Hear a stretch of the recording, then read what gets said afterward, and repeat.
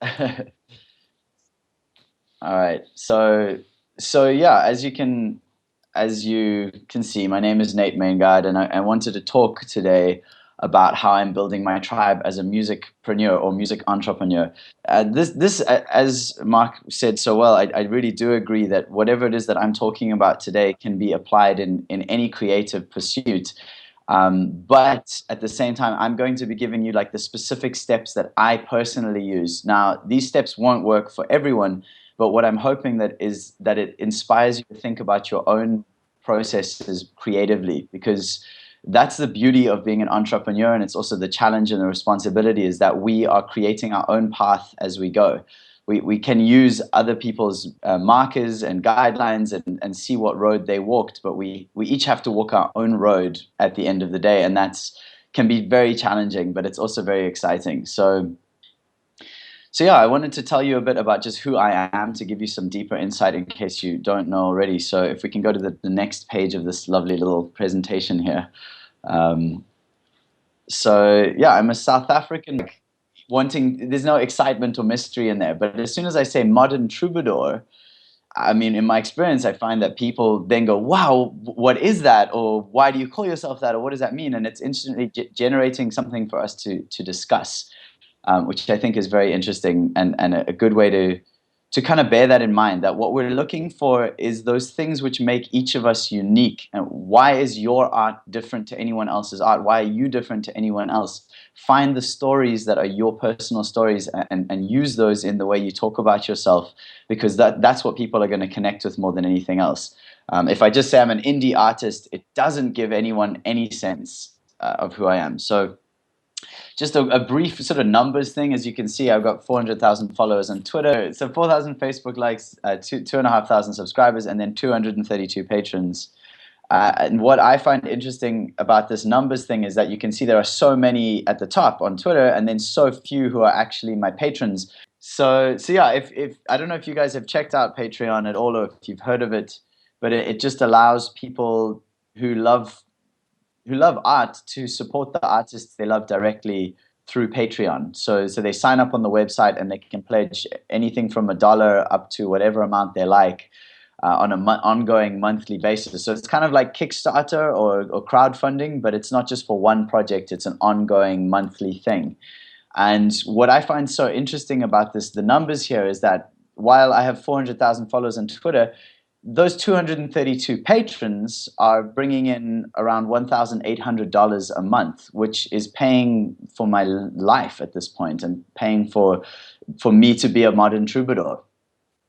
So what the key thing here is that it's not always about massive quantities, but more about the quality of the relationships that we have with the people who love our art. So what my whole process is about taking people who've never heard my name, from taking them from that place of total mystery to the place where they've heard and liked my music, and then they've come to love my music, and then they've come to love me and what I'm doing enough to want to support it on an ongoing, regular basis. If we could go to the next slide, this is something slightly, well, it's related, but I feel this is very important to say because I'm going to be talking a lot about what you could just call online marketing or social media marketing. But at the same time, what drives me and what motivates me as a creative person is much more about the soul and spirit of being human. It's not just a business thing for me. It's about the spiritual action of being human. And I love this quote from the Dalai Lama: "The planet does not need more successful people. The planet desperately needs more peacemakers, healers, restorers, storytellers, and lovers of all kinds." And to me, this speaks so much to valuing art in our lives. I think it was Winston Churchill who said during actually it must have been during World War II, which is kind of strange to say this over Skype, speaking to Germany 70 years later. But at some point, one of the cabinet or whatever was saying to Winston Churchill, like, we need to cut funding for the arts and put more of that into the war effort. And Winston Churchill said, well, then what are we fighting for? And I think that that's such a key part, is to understand that art itself is incredibly valuable. Just the fact that art exists and that it tells the stories of what it means to be human through pictures and through sounds, that is incredibly valuable. And so what I love about Patreon and about patrons is that those people are valuing my art and the artists that they love just because their art has moved them, not because it's necessarily a CD or a T-shirt or some product that they're getting out of it, but just because it made them feel something. So yeah, I kind of wanted to speak to that briefly. So if we could go to the next slide, please. I love how I say slide. We're so beyond slides. So I love and building a tribe. In the last one, he spoke about the planet does not need more successful people, but it really depends on how we define success, because success itself is something we each have to define for ourselves. So for me, success is directly related to the quality of the relationships that I'm having with the world and people outside of myself, and the world and the person inside of myself. So I'm successful if the quality of my relationships is really high with those people outside and this person inside. And I just wanted to kind of have that as a little lead into where we're headed. So if we could go to the next slide as well. Let me know if I'm going too fast. I have a lot of ideas I want to share with you. And if you have any questions at any point, I obviously can't see you right now, so just let me know. Exactly. Raise your hand and sit there for an hour, and no, and Mark will let me know. So in marketing, I think it's marketing where they talk about the funnel.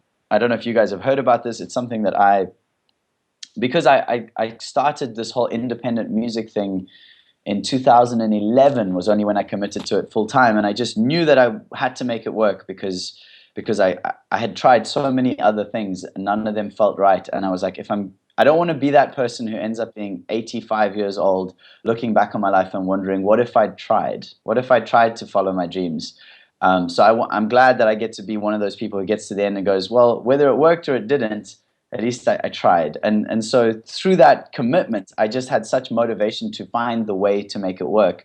And I started researching lots of different things. And some of those things was around marketing and about especially online marketing. And so this funnel, this idea of a funnel, what I call gathering my tribe, the funnel is what I was talking about a few minutes ago, where most of the world has never heard my name, and I'm fine with that. So I want to take some of those people and I want to get my music to their ears. And then once my music is in their ears, if they like it, I want them to have the opportunity to connect with me more, and to connect with me more, and eventually to ideally become patrons or come to my shows or be real super fans. And that's what a funnel is. It's taking people who don't know about you from that place of not knowing to knowing about you very much and very well. So you're going to have everyone who exists who doesn't know about you, and then a few people who do know about you and really love what you're doing. And those are the people that we want to focus on and give love and attention to.